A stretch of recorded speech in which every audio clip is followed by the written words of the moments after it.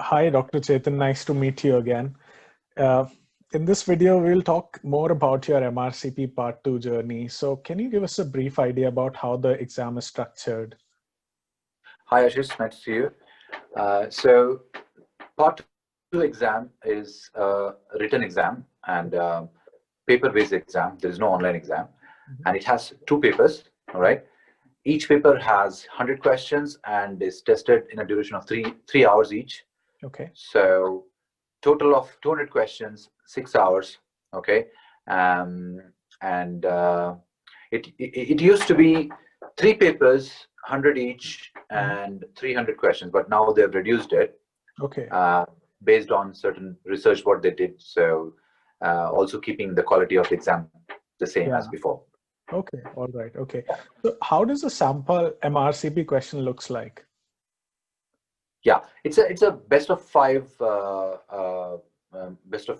answers question, as you know, just like a multiple choice question. And there is marks for correct answers, but there's no negative marks for a wrong answer. All right. Okay. And also, let me give you an example of how and what a question of Part 2 has. Okay. Yeah. What I mean to say is, Part 2 is built on the knowledge which was tested in Part 1. Okay.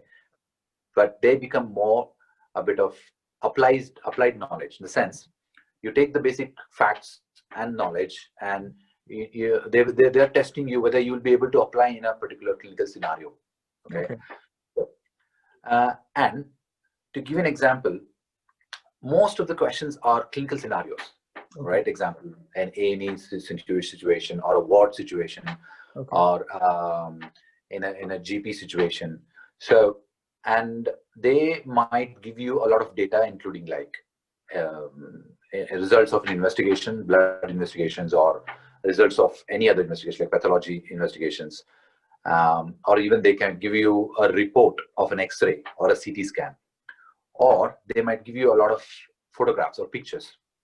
It can be pictures of the skin conditions of the patient, or facial features of the patient, or patient pictures, or it can also be images taken from X-rays and the CTs. All right. It also can be pathological slides, and it can be MR scans. It can be echo pictures. So it's very important to know the types of the questions and the things you might encounter when you face that, so that you're not surprised. Okay. Yeah, that's true.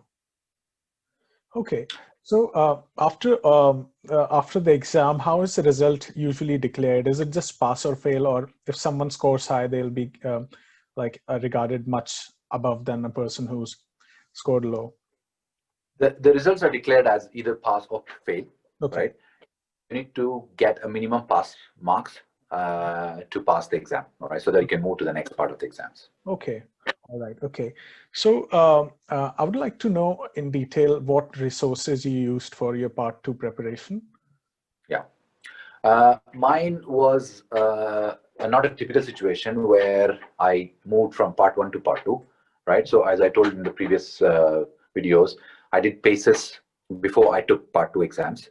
And so I had a very good knowledge about the clinical scenarios and applied knowledge. What I did was I just subscribed to two of the question banks, right? Number one was past test, and number two was on examination. So I finished almost approximately 4,000 questions of the past test, all right? And I'm not sure, it's quite a long time back, and I think I finished half of the questions on examination. Okay. And that's the only preparation I did. I didn't read any other books or any there are several books available also to refresh your knowledge and read about hot topics. Okay, but I didn't have time, and I think I thought I should give a try before doing anything else. Okay, so how much time did you take overall to prepare for this exam? Yeah, so when I finished my diet, first diet in January, when I finished the PACES, and then before even I got the results, I had booked it for the exam. All right. So I had 4 months to prepare. Yeah. So I got the results in 1 month, and then I started properly preparing for the exam, and took probably 2.5 to 3 months. I would say 3 months, I would say, just before the exams. Okay. So are there any specific subjects which a person needs to focus on, or are all the subjects like equally scored? Well, I think if you look at the MRCP website, there's a nice what do you call table given about approximate distribution of the marks in different topics. Okay, and among them also, 25 questions are asked out of 200 questions. Clinical sciences itself. Okay. It means the basic, the subjects which we study in the first year and second year of medicine. So I think you need to give very much importance to those questions, because that forms a significant chunk. But I think it's approximately distributed among major what do you call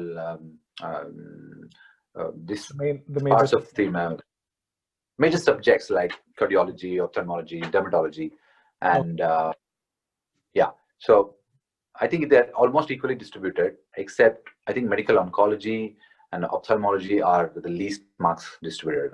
I'm not sure of that. Okay. Yeah. And how many attempts can one person give for MRCP Part 2? Yeah. So just like every other Part 2 also has 6 attempts. Okay. So after 6 attempts, there is a procedure you need to follow to try back, but that's a different story. Hopefully it doesn't come to that. But one gets 6 attempts to pass Part 2 exam. Okay.